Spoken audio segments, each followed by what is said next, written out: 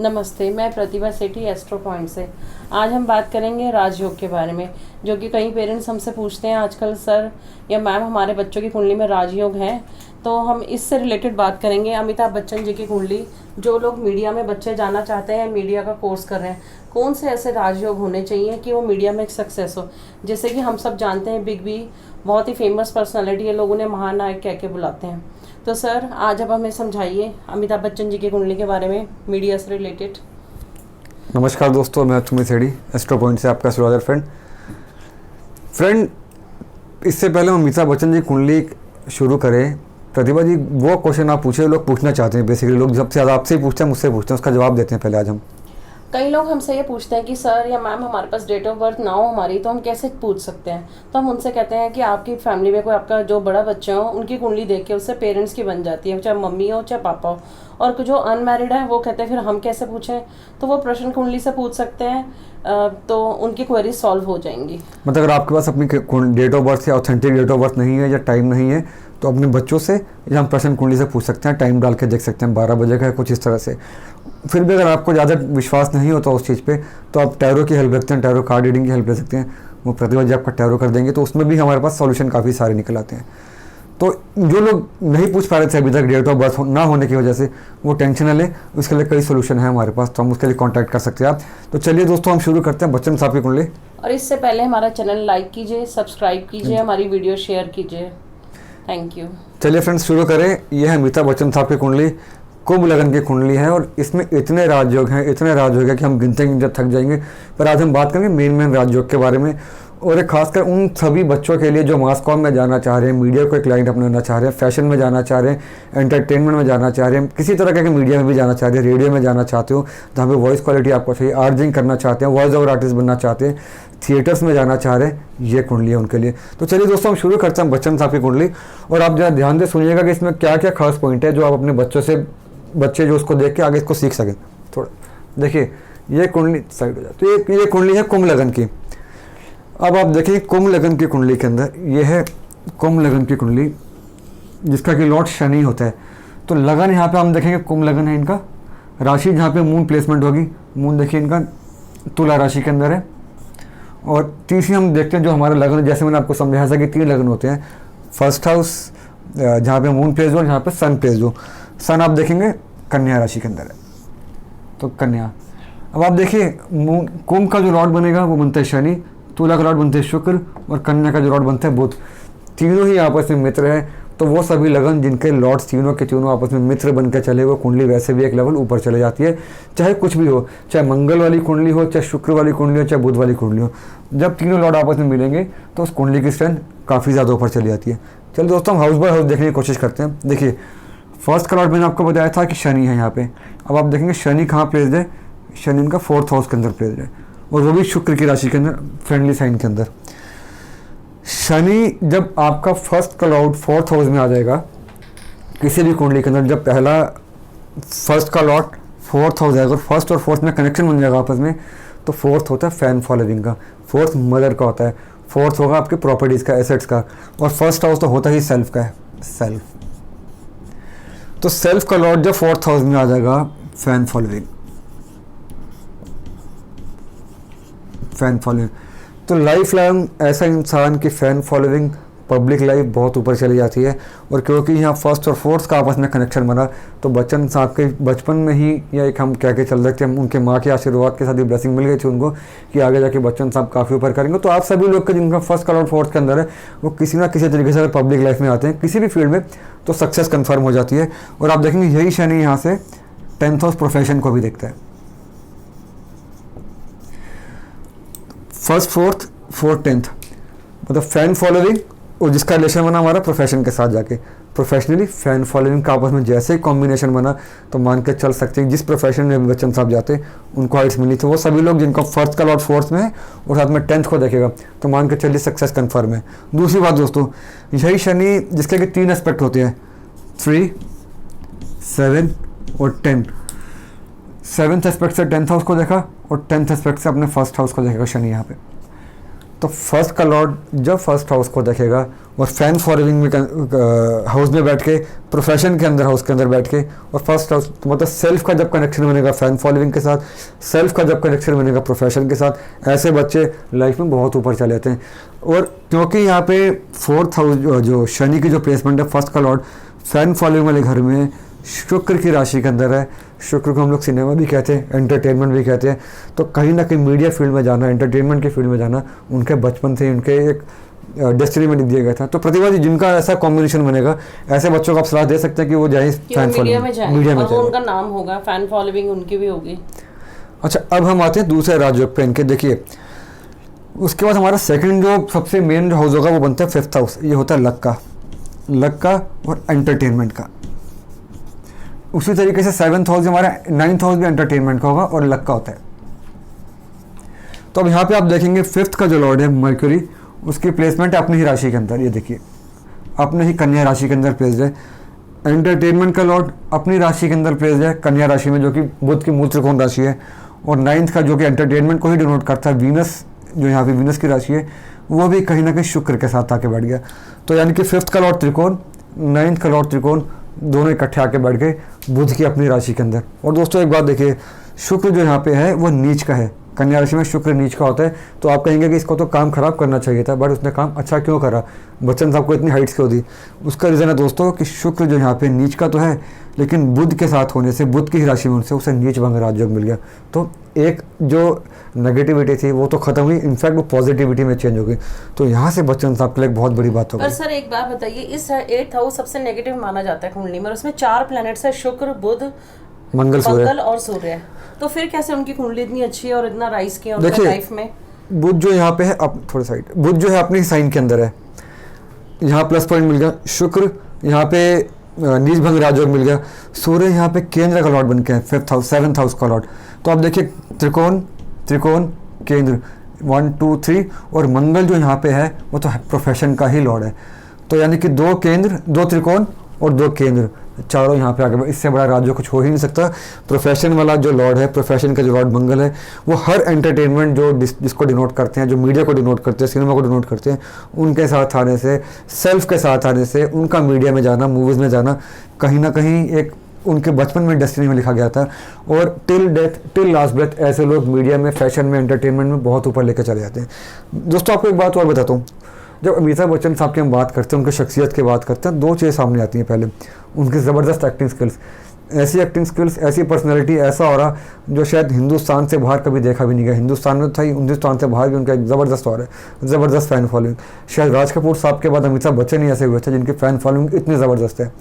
दूसरी बात जो सामने नज़र, हम उनके बारे में बात करें तो समझ में आती है, वो है उनकी क्वालिटी, वॉइस क्वालिटी, रौबदार आवाज़, ज़बरदस्त आवाज़।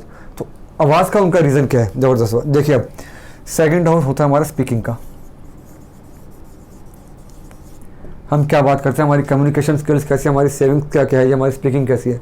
तो आप देखिए यहाँ पे 1 2 3 4 स्ट्रॉन्ग प्लैनेट, जिसमें 2 त्रिकोण के लॉर्ड हैं, 2 केंद्र के लॉर्ड हैं। जब सेकंड हाउस को देखेंगे, स्पीकिंग वाले हाउस को देखेंगे, स्पीकिंग के अंदर बहुत ज़्यादा प्रॉस्पेरिटी आ जाएगी, स्पीकिंग एक अलग लेवल पर चले जाएगी।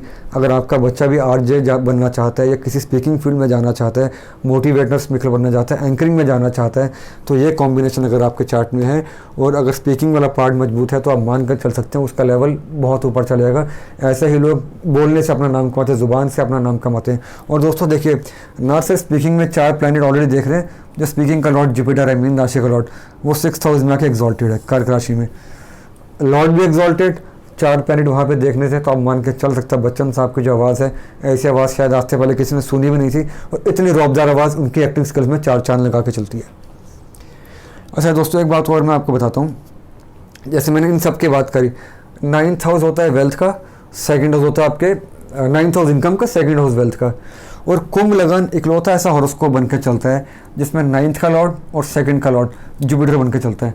धनु राशि और पाइसस यानी कि मीन राशि, इन दोनों का जब लॉर्ड जुपिटर बनकर चलता है, तो एक प्लैनेट जब 11th का भी लॉर्ड बनेगा, सेकंड का भी लॉर्ड बनेगा, अपने अंदर पैसा समेट के चलता है। और आप दोस्तों देखिए, इन दोनों का लॉर्ड जुपिटर, जैसे मैंने बताया, वो वैसे भी एग्जॉल्टेड है, पैसा तो ऑलरेडी डिनोट कर रहा था वो, उसके बाद उसके अंदर एग्जॉल्टेड होने से एक पैसे के लेवल कुछ और ऊपर चलेगा। और साथ ही साथ में देखिए दोस्तों, यही जुपिटर 6 हाउस से 7th 8th 9th एस्पेक्ट से अपने सेकंड हाउस को भी देखता है।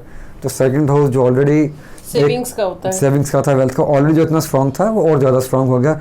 और शायद आप जैसे हम या आप तो सोच भी नहीं सकते उनके पास कितनी वेल्थ होगी, कितनी उनके पास इनकम होगी, या कितना उनके पास रुतबा होगा। हम लोग इमेजिन भी नहीं कर सकते। वो हम लोग यहाँ से देख सकते हैं कि सेविंग और पैसा जो उनका था कितना ज़बरदस्त तरीके से स्ट्रांग हो गया। दोस्तों एक बात और बताता हूँ मैं आपको, थर्ड हाउस भी सेल्फ का ही होता है। जैसे फर्स्ट का लॉर्ड सेल्फ का, थर्ड भी सेल्फ का। तो थर्ड का लॉर्ड आप देखिए यहाँ पे मेष राशि है, एरीज है, एरीज का लॉर्ड मंगल। तो मंगल अपने 8वें एस्पेक्ट से, यानी कि 7 और 1 8वें एस्पेक्ट से अपने थर्ड हाउस को देखते हैं। तो सेल्फ एफर्ट्स, मंगल करेज के लिए, एनर्जी के लिए, आज भी अगर आप देखेंगे 75+ की एज उनकी है, और कई जवान उनसे आधी उम्र के हीरो उनके इतना काम नहीं कर सकते, इतनी एनर्जी नहीं है जितनी बच्चन साहब के अंदर। KBC में जिस तरह से उनकी प्रदर्शन रहता है, जिस तरह वो तेज़ी के साथ भागते हुए आते हैं, वो बिकॉज ऑफ दिस मंगल, ये स्ट्रॉन्ग मंगल। तो ये प्रतिभा जी कुछ राजयोग थे जो उनकी लेवल, उनके जो कुंडली को एक अलग लेवल पे लेके चले जा रहे थे। और सबसे बड़ा तो था कि फर्स्ट का लॉर्ड फर्स्ट हाउस को देखेगा। और दूसरी बात प्रतिभा जी मैंने बताया नहीं आपको, मैं बताता हूँ आपको। देखिए फर्स्ट का लॉर्ड फर्स्ट हाउस को देख रहे हैं। और अगर हम देखें सूर्य लगन का लॉर्ड जो है बुध, सूर्य जैसे मैंने आपको बताया कन्या राशि में, कन्या राशि का जो लॉर्ड बनेगा बुध, बुध भी अपनी ही राशि के अंदर है।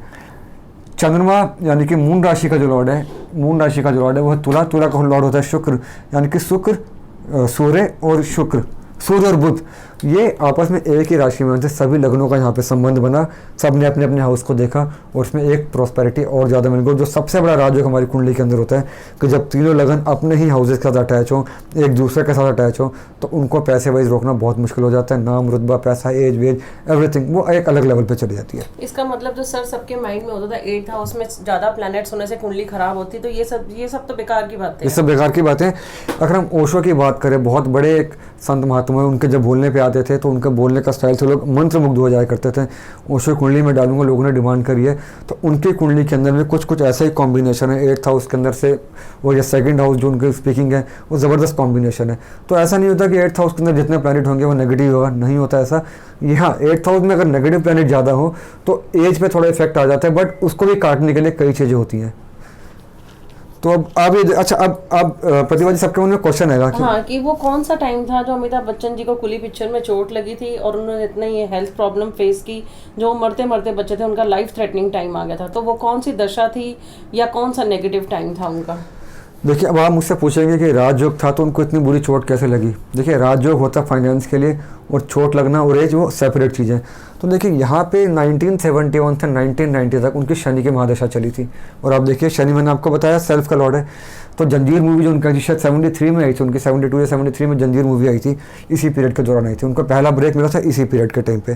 तो शनि जो यहाँ पे अच्छा करने के लिए बैठा हुआ है, प्रोफेशन वाले हाउस को देखता है, फैन फॉलोइंग वाले हाउस को देखता है, अपना फर्स्ट हाउस को देखता है। तो इस शनि ने उनको स्टेब्लिश किया था 1990 तक। उनको रोकना मुश्किल था, उसमें कुली भी आई, एक के बाद एक मूवी उनकी हिट होती चली गई। हमारा अकबर एंथनी, कुली, दीवार, उनके डायलॉग्स आज तक लोगों की जुबान पर चढ़े हुए हैं, शायद भूलेंगे भी नहीं लोग। तो ये जो पीरियड था शनि का, इसने काफ़ी ज़्यादा उनको एक तरक्की दी। हाँ, इसके बाद नेगेटिविटी आई थी थोड़ी सी, लेकिन इसी पीरियड के टाइम में उनको चोट भी लगी थी जब वो मरते मरते वजह से कुली की शूटिंग के दौरान। पुनीत इस सर जो कि बाद में दुर्योधन का रोल किया था जिन्होंने महाभारत में, उनके मुक्के से वो घायल हुए थे शूटिंग के टाइम पे, लेकिन बच गए थे दुआओं से। दुआओं वाला हाउस ये है, दुआओं वाला हाउस है, ये दोनों हाउसेस स्ट्रॉन्ग की दुआएं काम आई और ब्लेसिंग्स काम आई।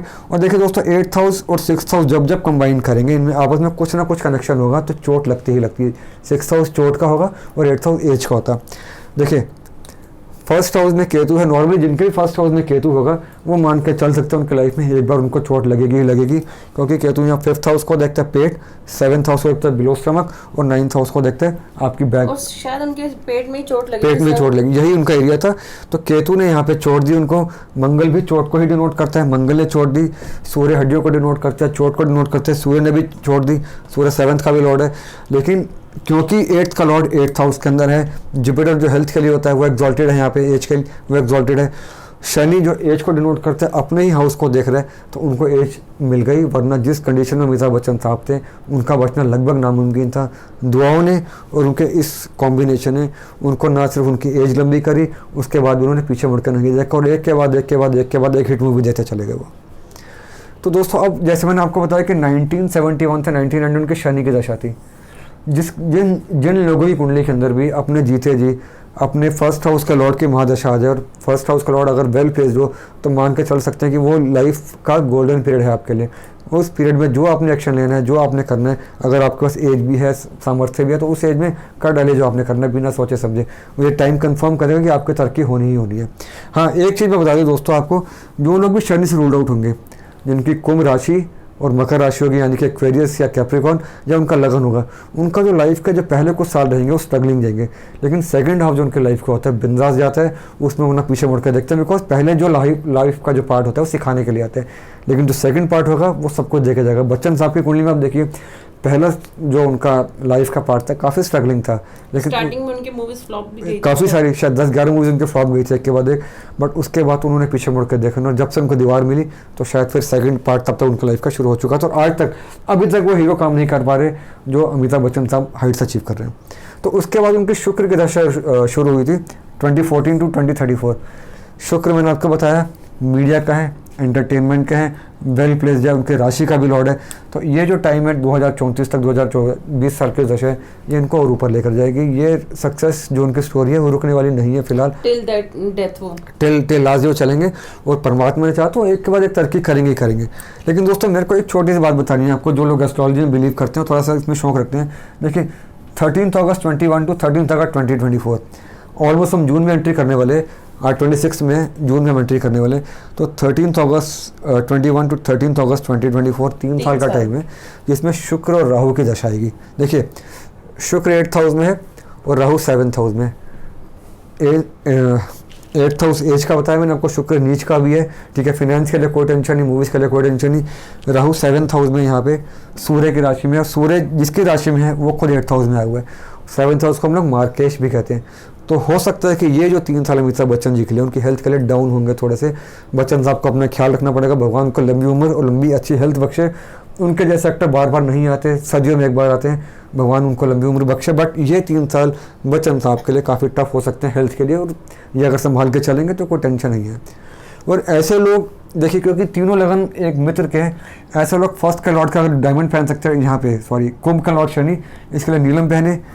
4th हाउस का लॉर्ड शुक्र है, इसके लिए अगर डायमंड पहन सकते हैं। और क्योंकि यहाँ पे हम देखेंगे 5th का लॉर्ड बुध है, पन्ना पहन सकते हैं, यानी कि नीलम, पन्ना और डायमंड अगर आप पहन के चलते हैं, तीनों कंबाइन करके पहन सकते हैं, तो मान के चलिए कि ये कुंडली ऐसे लोग फैशन में, डिज़ाइनिंग में, फैशन डिज़ाइनर में बुटीक खोलना चाहते हैं, सलून खोलना चाहते हैं, वॉइस ओवर आर्टिस्ट में जाना, एनिमेशन मूवीज़ बनाना चाहते हैं, डायरेक्शन में जाना चाहते हैं, स्क्रिप्ट राइटिंग में जाना चाहते हैं, तो ये कुंडली उन्हीं के लिए। प्रोड्यूसर बनना चाहते हो, यही कुंडली उनके लिए, मतलब मीडिया की कोई भी लाइन, इनफैक्ट एंकरिंग में जाना चाहते हैं, न्यूज़ रीडर बनना चाहते हैं, तो ये कुंडली उन्हीं के लिए।